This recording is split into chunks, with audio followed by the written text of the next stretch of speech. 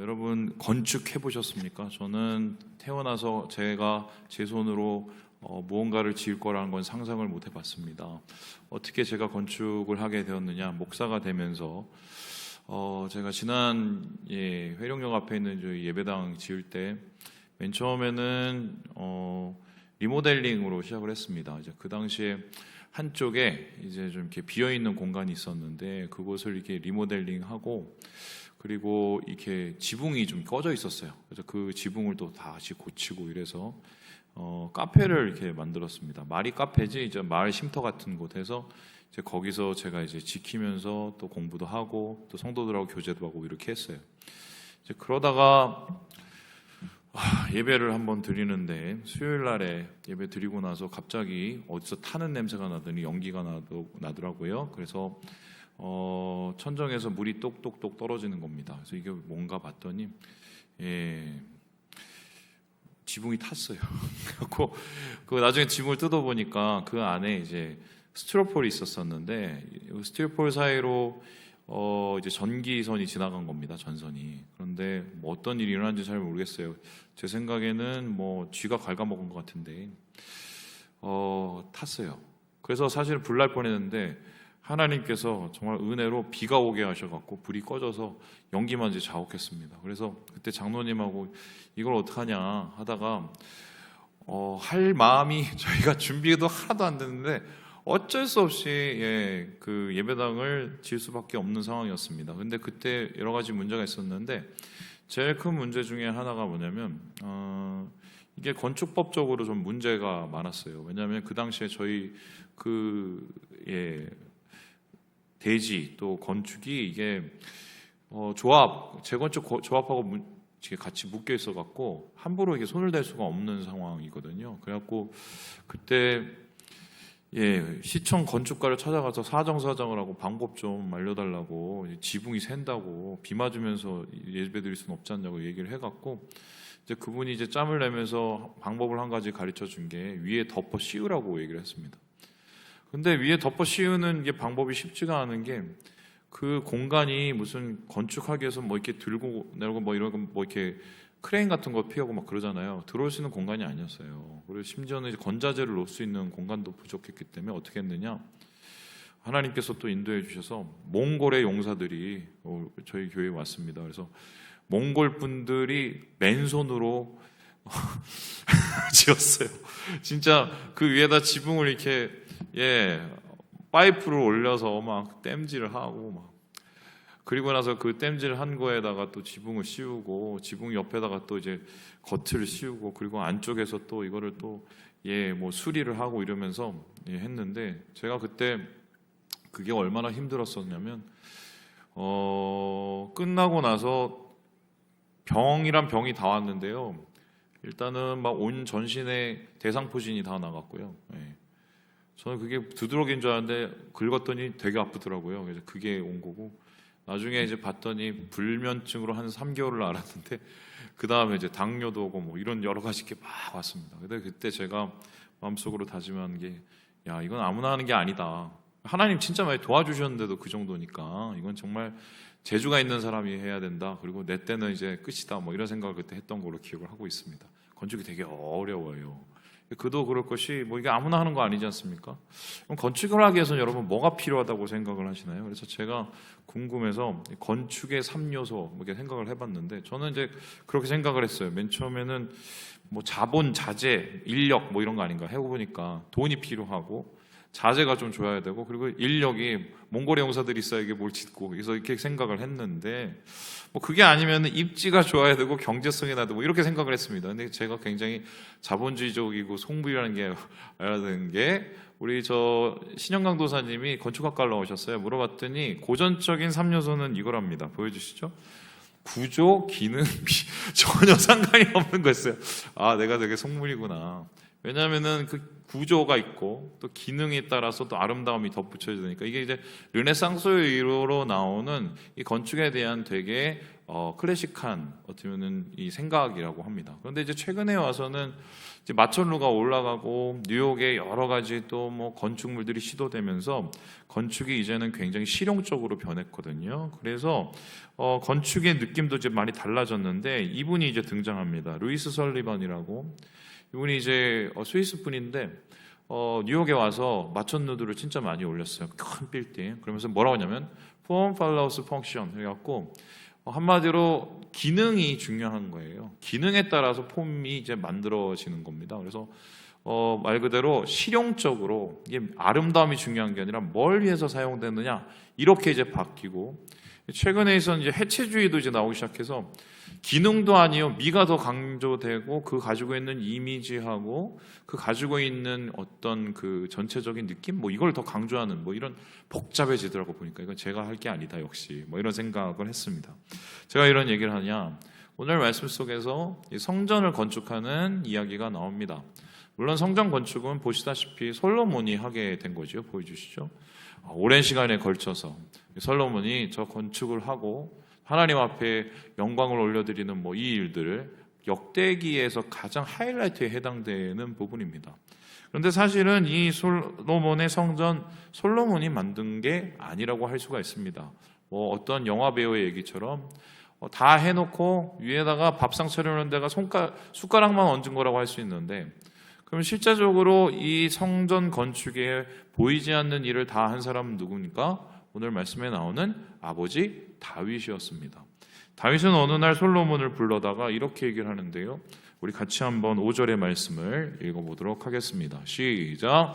다윗이 이르되 내 아들 솔로몬은 어리고 미숙하고 여호와를 위하여 건축할 성전은 극히 웅장하여 만국의 명성과 영광이 있게 하여야 할지라. 그러므로 내가 이제 그것을 위하여 준비하리라 하고 다윗이 죽기 전에 많이 준비하였더라. 다윗이 죽을 때까지 마지막 사역이 뭐였냐면 성전 건축을 위해서 모든 것을 준비해 놓는 것이었습니다. 물론 이 이스라엘의 예루살렘 성전, 솔로몬의 성전이 이집트의 성전이나 바벨론의 지구라트인가요? 그거하고 비교할 때는 좀 크게 차이가 분명히 있죠. 작죠. 그런데 그 당시 이스라엘이 할 수 있는 가장 모든 최고의 기술과 최고의 자본력을 동원해서 하나님을 위해서 지은 아름다운 성전이라고 생각을 합니다.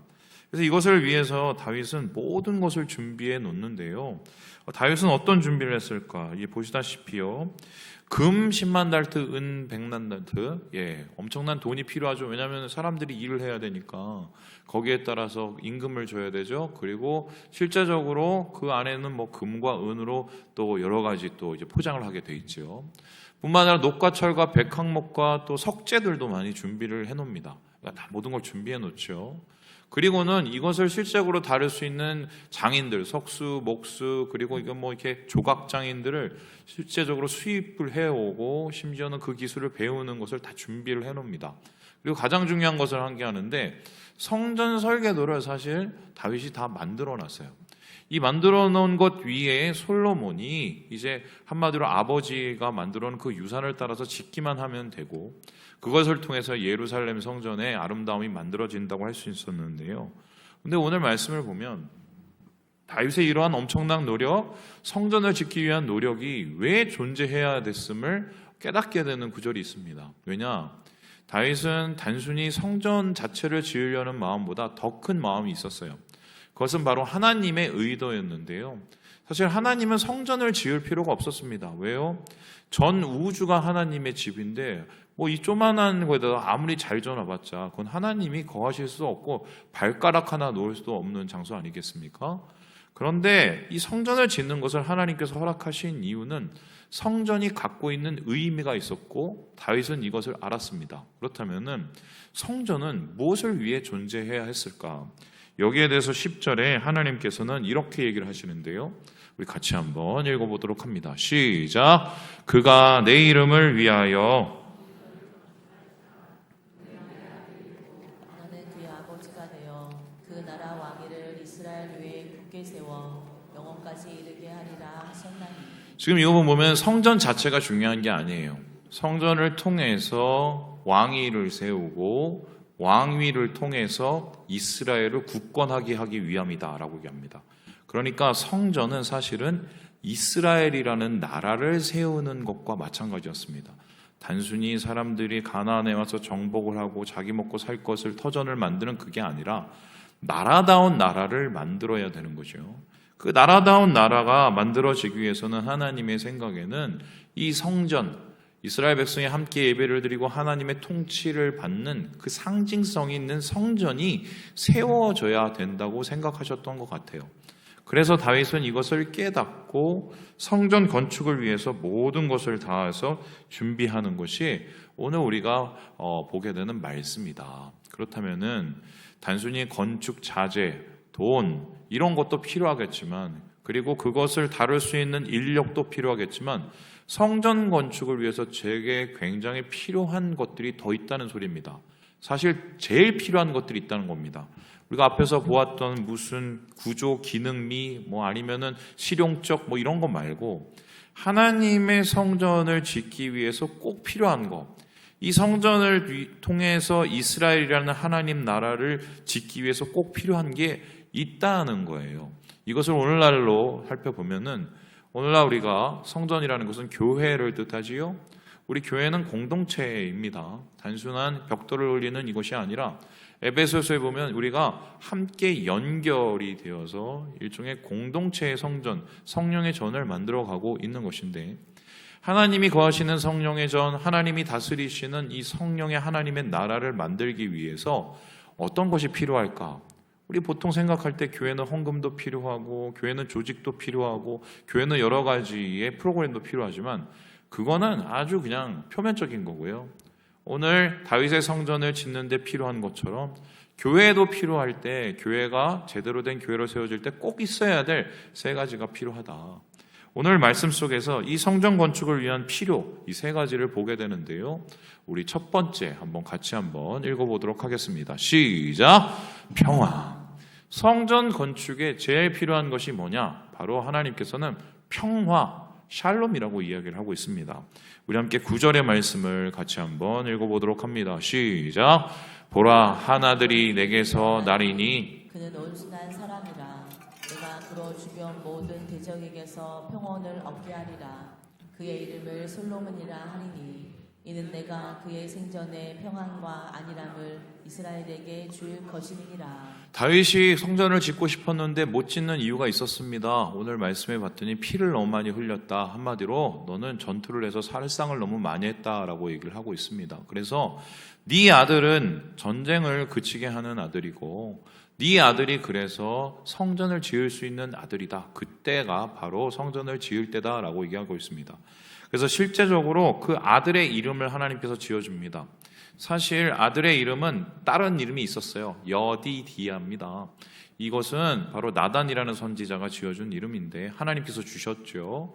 하나님이 사랑하는 자, 여호와 하나님이 사랑하는 자라는 뜻인데, 이거 말고 공식적인 이름을 만들어요. 제 생각엔 그거 같아요. 우리도 보면 세종, 이런 거 있지 않습니까? 단종, 혹은 정조 이런 거 있어요. 아마 이런 이름 같은데요. 그 이름이 뭐냐? 솔로몬이라고 합니다. 왜 하필이면은 다윗은 피를 많이 흘렸고 네 아들은 솔로몬이라고 지고 그 솔로몬이 성전을 지어야 된다 이렇게 얘기하고 있느냐? 다음 그림을 보시면 좀 이해가 되는데, 이 솔로몬의 정확한 발음은 샬로몬입니다. 이 샬로는 샬람에서 유래가 됐습니다. 근데 이 샬람이라는 단어가 여러분 잘 아는 단어가 있습니다. 샬람이 뭐냐면 평화롭다는 것이고요. 그래서 평화로우세요, 안녕하세요 이런 뜻의 말이 뭡니까? 샬롬입니다. 그래서 샬로몬은 샬롬과 관계된 것이고, 이것은 이 말 자체가 평강의 왕이요 평화를 이루는 사람이라는 뜻입니다. 그래서 하나님께서는 성전 건축을 위해서는 다윗이 아니라 평화를 이루는 솔로몬에 의해서 성전이 세워져야 된다고 이야기를 하고 있어요. 자, 그러면 생각을 해봅시다. 왜 모든 성전 건축을 위해서 제일 필요한 게 평화였을까? 이것은 아주 쉽게 생각해 보면 되겠습니다. 제가 아주 극단적인 예를 하나 들어보겠습니다. 이건 진짜 실화인데요. 예전에 저기 그 위쪽에 있는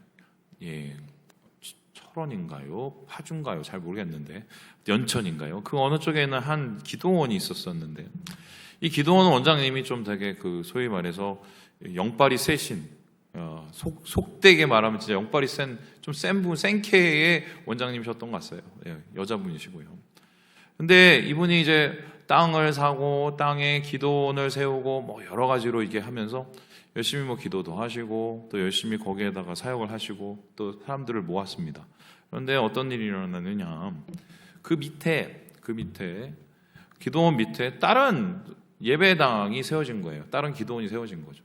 그러면서 어떻게 됐냐? 이 기도원하고 그 기도원이 일종의 경쟁 관계가 된 겁니다. 그래서 경쟁 관계가 되면 어떻게 됩니까? 불편하잖아요, 서로. 그러니까 사실 저쪽이 잘 되면 내가 좀 안 되는 것 같은 우린 그런 피해의식을 갖게 되죠. 그러면서 이 원장님이 뭘 했느냐? 여리고를 돌았습니다. 어떤 여리고를 돌았느냐? 자기 성전을 여리고를 돌면서 축복을 했으면 그나마 나았는데 그 밑에 그 상대의 기도원의 마음에 그랬던지 거기 망하라고 여리고를 돌았어요. 이게 말이 되나요? 그런데 생각을 해보면 이 말도 안 되는 짓거리를 한국 교회가 많이 했습니다. 거의 경쟁하듯이 교회들이 이런 거 있지 않습니까? 세상 사람들의 손가락질을 받으면서 예배당을 세우고, 전 이거는 얼마든지 얘기할 수 있는데 사랑제일교회요. 한번 생각을 해보세요. 그때 그 건축 놓고 전 모르겠어요. 저도 조합하고 한번 그때 논의를 해보고 우리 정장로님하고 같이 가서 그걸 막 많이 하고 물론 거기 안에서의 싸움들도 있고 또 거기 안에서 해결해야 될 문제들도 상당히 있지만 그래도 교회는 제한이 있어요. 덕을 이루어야 되거든요. 근데 최대의 이익과 최대의 돈과 또 그걸 위해서 끝까지 버티다가 나중에 진짜 지금 말도 안 되는 일이 벌어졌죠. 교회를 둘러싸고 교회 형질을 다 변경시키고 건축을 다 변경시켜서 지금 짓고 있는 여러분 그게 하나님이 영광을 받으실 것 같습니까? 어떻게 생각하세요? 이 다윗이 만일에 전쟁을 한 상태에서 피를 흘린 손으로 성전을 지었으면 성전을 짓고 나서 그 주위의 민족들은 그 성전 자체가 상처가 됐을 거예요. 그래서 하나님이 원하신 건 뭐냐면 이 성전의 기능이에요. 이게 왜 존재하느냐? 힘의 논리가 아니거든요. 평화의 논리입니다. 하나님의 샬롬이 이스라엘 백성을 통해서 다른 백성들에게 정해지게 하는 것이 하나님이 성전을 세우고자 하는 거예요. 왜냐하면 성전은 하나님과의 관계가 회복되고 샬롬이 되는 것이기 때문에 바로 그 자체가 평화의 시작이 되어야 되는 거였습니다. 그래서 다윗이 아니라 바로 솔로몬이라는 이 사람을 통해서 새롭게 여는 평화의 시대에 하나님의 성전을 세우고 이 고대 근동 이 팔레스타인 지역에 하나님의 평안이 전해질 수 있도록 만들려는 게 하나님의 생각이었습니다. 저는 교회도 이것을 따라야 된다고 생각합니다. 공동체가 온전해지기 위해서는 사실은 평화가 최우선이에요. 교회는 세상의 평화를 위해서 존재해야 돼요. 교회는 세상을 살리고 세상을 아름답기 위해서 존재해야 돼요. 그것이 아니라면 좀 진짜 그때부터 고민을 해봐야 되는 거거든요. 바로 성전 건축을 해서 먼저 하나님은 그 기초를 평화의 기초를 다져놓는다. 이게 첫 번째 오늘 성전 건축을 위해서 말한 하나님의 필요입니다. 그렇다면 두 번째로 성전 건축을 위한 필요는 무엇일까요? 우리 같이 한번 읽어보도록 하겠습니다. 시작! 순종. 여러분 평화라는 기초를 세웁니다. 그리고 그 위에 기둥을 세웁니다. 어떤 기둥을 세우느냐? 그래서 하나님의 집을 세우고 하나님의 성전을 세우기 위해서는 기둥같이 든든한 것이 있어야 되는데 그건 뭐냐? 다름 아니라 믿는 자들, 하나님의 백성들의 순종이었어요. 여기에 대해서 13절에 이렇게 얘기를 하고 있는데요. 우리 같이 한번 읽어보도록 하겠습니다. 시작! 그때에 내가 만일 여호와께서 모세를 통하여 이스라엘에게 명령하신 모든 규례와 법도를 삼가 행하면 형통하리니 강하고 담대하여 두려워하지 말고 놀라지 말지어다. 하나님께서 성전을 세우게 하실 때 특별히 다윗이 솔로몬에게 부탁했던 거는 야, 너 나라도 잘 세워야 돼. 어떻게 세워야 되느냐? 규례와 법도를 따라서 세우라고 얘기합니다. 여기서 규례와 법도는 율법이고요. 율법은 하나님께서 이스라엘 백성에게 주신 하늘의 법입니다. 자, 그렇다면 이 하늘의 법이 왜 중요하느냐? 여러분 생각을 해보십시오. 성전을 세울 때 성전 설계도가 그냥 세워진 게 아닙니다.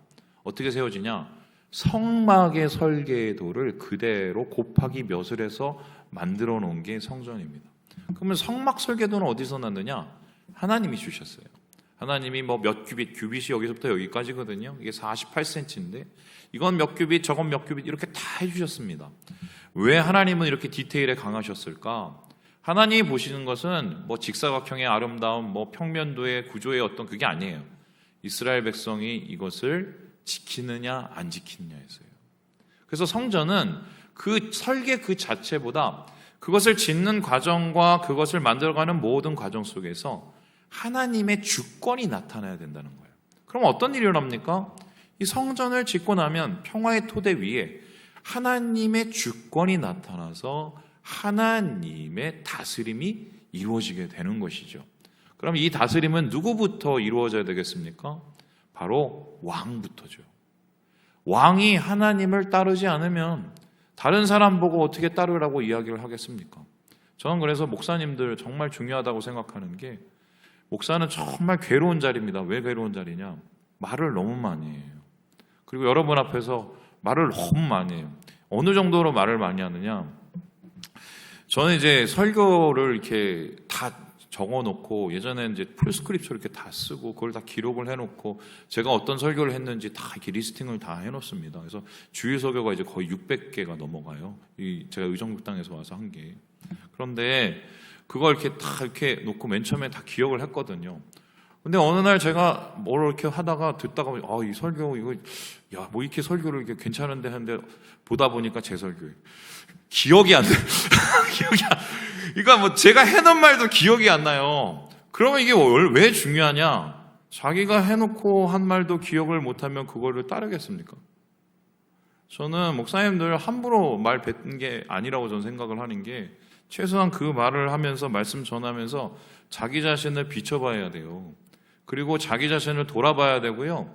그것 속에서 자기 자신이 먼저 무너지지 않으면 사실 그 말씀을 전해봤자 남을 우리 청중을 성도들에게 은혜를 끼칠 줄 모르면 자기는 그때부터 지우게 되는 거예요. 바로 하나님께서는 솔로몬 왕에게 그걸 원하시는 거예요. 순종, 너부터 다스려야 돼, 하나님이. 그래야 네가 그 다스림을 통해서 하나님의 다스림을 주위에 있는 이웃들과 또한 백성들과 나라들 가운데 행할 수 있어. 이게 아주 적극적으로 드러난 게 뭡니까? 솔로몬 왕이 돼서 하나님 앞에 번제를 드렸을 때 제일 먼저 구했던 게 뭡니까? 하나님 지혜를 주세요. 그 지혜를 달라는 게 똑같은 본문이 평행본문에서 뭐라고 써있냐면요. 듣는 마음입니다. 지혜는 듣는 마음이에요. 왜 듣는 마음이 지혜입니까? 하나님의 말씀을 따르려는 중심이 있기 때문이에요. 그래서 오늘날도 마찬가지인데 교회는 어떻게 해야 하나님의 뜻을 나타내고 하나님의 아름다운 성전이 될까? 순종하는 자들이 필요합니다. 어떤 순종? 하나님의 뜻을 신뢰하고 믿고 주의 뜻을 이루기 위해서 애쓰는 그 사람들을 통해서 하나님께서는 아름다운 성전을 만들어 가시는 거죠. 그래서 오늘 주님께서는 솔로몬을 통해서 이런 순종의 기둥을 세우라 말씀하시는 게 두 번째의 성전의 필요입니다. 그렇다면 마지막으로 성전 건축을 위해서 필요한 것이 무엇인가? 우리 같이 한번 읽어보도록 하겠습니다. 시작! 사모함. 자, 평화의 토대 위에 기둥을 세웠어요. 순종함 세웠어요. 그러면은 그 안을 채워야 되죠. 뭘로 채워야 되느냐? 여기에 대해서 이렇게 이야기를 하고 있는데요. 우리 함께 19절의 말씀을 같이 한번 읽어보도록 하겠습니다. 시작! 이제 너희는 마음과 뜻을 바쳐서 너희 하나님 여호와를 구하라. 그리고 일어나서 여호와 하나님의 성전을 건축하고 여호와의 언약궤와 하나님의 성전의 기물을 가져다가 여호와의 이름을 위하여 건축한 성전에 드리게 하라 하였더라. 여러분, 솔로몬만 혼자 잘한다고 짓는 게 아닙니다. 건축 자재가 많다고 해서 성전을 지을 수 있는 것도 아닙니다. 왜냐하면 이거를 짓기 위해서는 인력이 필요하고요. 그리고 이 인력을 동원하기 위해서는 당연히 리더들이 필요합니다. 함께 지어져 가야 되죠. 12지파가 함께, 그 족장들이 함께, 리더들이 함께 지어져야 됩니다. 그래서 다윗은요, 죽기 전에 야, 너희들이 모여봐. 솔로몬이 어리다고 얕보면 안 돼. 그리고 한 마음으로 지어라고 하면서 솔로몬과 그 리더들을 향해서 다시 한번 보여주시죠. 이렇게 고언을 남기고 돌아가셨는데 보세요. 마음과 뜻을 바쳐서, 자, 한 마음뿐만 아니라 뜻까지 함께 모아서 하나님 앞에 이 성전을 짓되 어떻게 해요? 너희 하나님 여호와를 뭐 하라고 얘기합니까? 구하라 라고 얘기합니다. 그러니까 성전을 짓는 것 자체에서 그 성전을 가득하게 하나님의 영광으로 채울 그 컨텐츠는 뭐냐? 함께 한 마음으로 최선을 다해서 하나님을 구하는 것이라고 이야기를 하고 있습니다. 그런데 여기서 구한다는 단어가 되게 중요한데요. 우리 같이 한번 읽어볼까요? 한번 읽어보죠. 시작. 다라시. 이 다라시가 뭐냐? 이게 찾다, 구하다, 노력하다, 자주 가다, 좀 의역하면 갈망하다, 갈구하다라는 뜻입니다. 그러니까 성전은 어떻게 채워지고 어떻게 아름답게 만들어지느냐? 이스라엘 백성이 자원하는 마음으로 한 마음이 되어서 그 성전을 자주 찾아가고 그 성전에서 열심히 노력을 하고 그 성전에서 하나님의 뜻을 구해 갈 때 하나님께서 이 성전을 아름답게 만들어질 수가 있다는 것입니다. 그렇다면 왜 다라시를 얘기를 했을까? 이 다라시라는 것은 다름 아니라 예배자의 중심이에요. 예배는 하나님이 예배자를 통해 받으시는데 하나님께서 받으시는 그 예배자의 중심은 뭐냐? 갈망입니다. 갈망. 그래서 이런 거예요. 마음에도 없고, 요즘 친구들 말로 영혼이죠. 영혼에도 없이 몸만 왔다가 가면 하나님이 그 예배를 받으실 수 있어요? 없어요? 못 받습니다. 또한 따로 국밥에 다른 것을 다 찾아요. 서로 각각. 그럼 하나님이 그 예배 가운데 거하실 수 있어요? 없어요? 못 구합니다. 그래서 하나님께서 원하시는 것은 한 마음이 되어 하나님을 간구하는 그 마음, 하나님을 만나기를, 이 성전에서 하나님을 간절히 만나기를 원하는 그 마음을 주님께서 원하시는데, 이 다라시를 통해서 성전을 아름답게 완성해 가시겠다라고 이야기를 하고 있습니다. 그래서 제가 이 말씀을 마치려고 하다가 갑자기 생각이 퍼뜩 들었습니다. 뭔 소리냐? 이 구절이 어디선가 갑자기 생각이 퍼뜩 난 거예요. 그리고선 제가 좀 소름이 바짝 꽂혔는데요.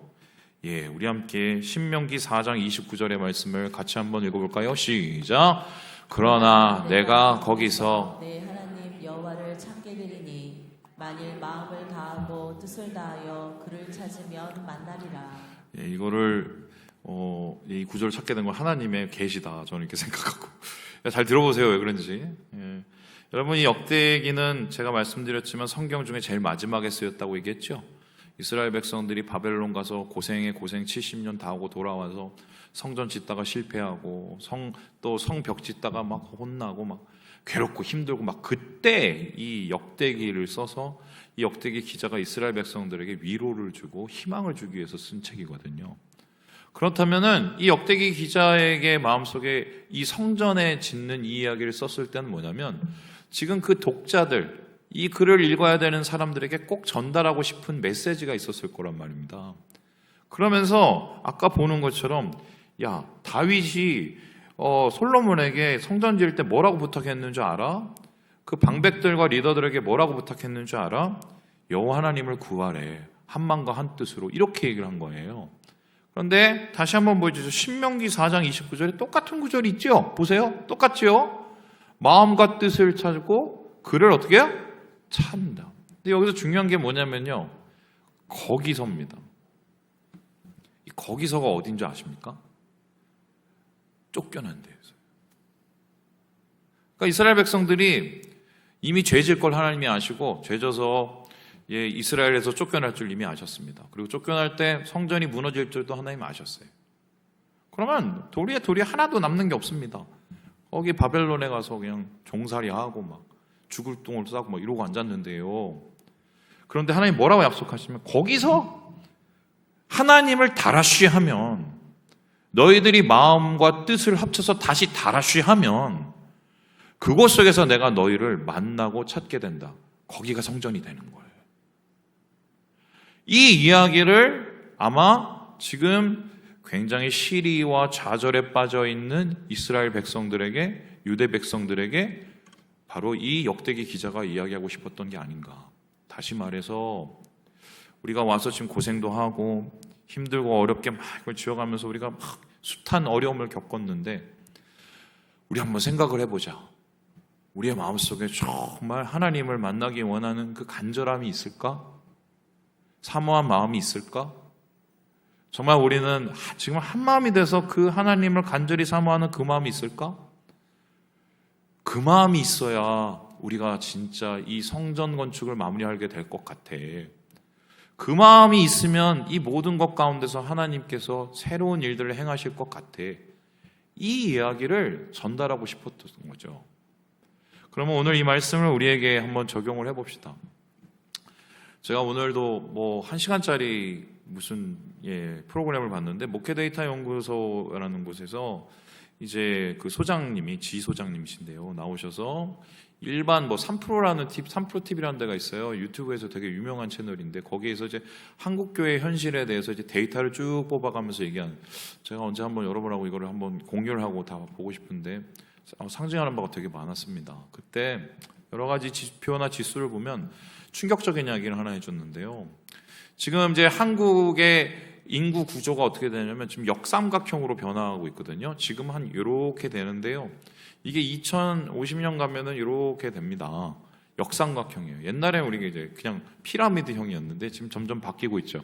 고령화가 되는데 신기한 게 지금 한국 교회의 구조가 한국 민족, 지금 한국 대한민국의 인구의 2050년 구조하고 똑같답니다.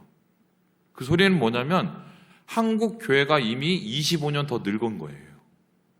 그래서 2050년을 생각을 해봤더니 11% 조금 넘을 이제 전 국민의 그 교인이 남을 것 같고, 여기에 속지 말라고 하면서 그 목회데이터 연구소 사장님 뭐라고 하셨냐면, 대표가 11%가 중요한 게 아니라 여기에는 분명히 가난한 성도들이 있기 때문에 정말 교회에 몇 명이 나올지를 알 수가 없다라고 그랬어요. 그러면서 한 예를 들었는데 어떤 예냐, 한 분이 영국에 무슨 일이 있어서 거기서 머물게 되었는데 예배를 드리려고 가까운 굉장히 좀 커 보이는 교회를 갔대요. 유서가 있는 교회 가서 그분이 깜짝 놀란 게 할머니들이 15명 정도가 예배를 드리고 있더래요. 그걸 보면서 지금 한국의 구조가 지금 미국이 아니라 유럽의 한국교회 구조가 되게 지금 닮아가고 있다, 이런 소리를 들었어요. 그러면서 뭐 여러 가지 문제들, 여러 가지 요인들을 이렇게 설명한 막 그 얘기를 제가 한 1시간 동안 봤습니다. 근데 제가 그걸 보면서 야, 진짜 좀 암담하다 싶은데요. 우리가 이걸 왜 또 타개하기 위해서 여러 가지 일을 해야 되겠죠. 그런데 한편으로 또 그런 생각이 들었습니다. 그래요. 뭐 가난한 성도는 점점 증가하고 교회 인구 구조는 점점 더 고령화되고 또 3040 교회를 떠나고 다 좋은데, 제일 그러면 이 상황에서 제일 우리가 이 교회를 다시 세워가기 위해서 필요한 게 뭘까 한번 생각을 해본다면, 오늘 역대기 기자가 바로 지금 이 역대기를 읽는 사람들에게 얘기하고 싶은 그 얘기가 아닌가. 한 마음으로 하나님을 구하는 마음, 다라쉬하는 마음, 거기서부터 다시 시작하는 거죠. 성전은 거기서부터 바로 교회는 다시 출발해야 되는 겁니다. 그게 바로 하나님이 기뻐하시는 자리이기 때문에 그런 겁니다. 말씀을 마칩니다. 사랑하는 여러분, 하나님께서는 우리를 통해서 주의 거룩한 성전을 지어나가시고 하나님의 뜻을 이루기 원하십니다. 주님이 원하시는 교회, 예배당, 성전 이루어서 하나님 앞에 영광 돌리는 우리 모든 형제 자매들 되시길 주님의 이름으로 축원합니다.